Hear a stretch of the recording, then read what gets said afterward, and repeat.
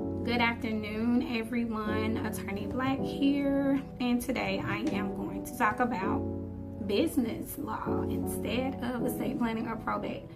I think that a lot of my clients who are also business owners, we generally end up having conversations about business law, and we do business law here at our firm.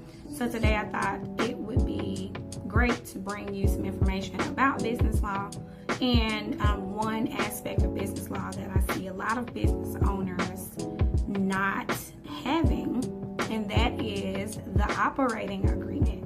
And so a lot of people establish their business, they go through the Secretary of State, they have all their information filed through the state, but then because Georgia doesn't require you to file your operating agreement through the state, they don't do an operating agreement. And I think that that is one of the biggest mistakes that business owners make when establishing their business, is not making that operating agreement or establishing the operating agreement for your business.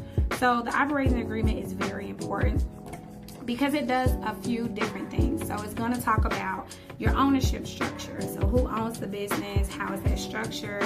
Is it multi-member managed? Is it solely managed by one person? That's all listed in the operating agreement. It's going to also talk about management authority. So who has the authority to manage the business?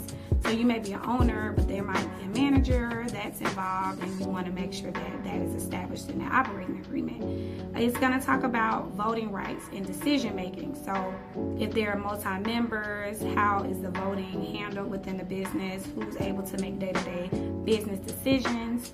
Things like that. Profit distribution. So how much of the profit do certain members get? Did we all put in the same amount into the business? Are we all getting the same amount out? That is very important.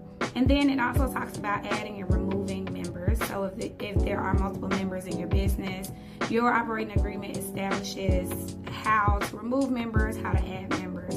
And then lastly, it's going to talk about a dissolution plan. And this is where we generally see a lot of the issues happen when someone doesn't have an operating agreement. So if the business is being dissolved, or if a member wants out of the business, what is the dissolution plan for that business?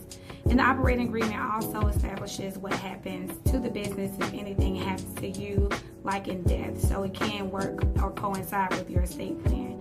So if you do not have an operating agreement as a business owner, this is something that you absolutely should have. Our office can assist you, so feel free to reach out to us for assistance.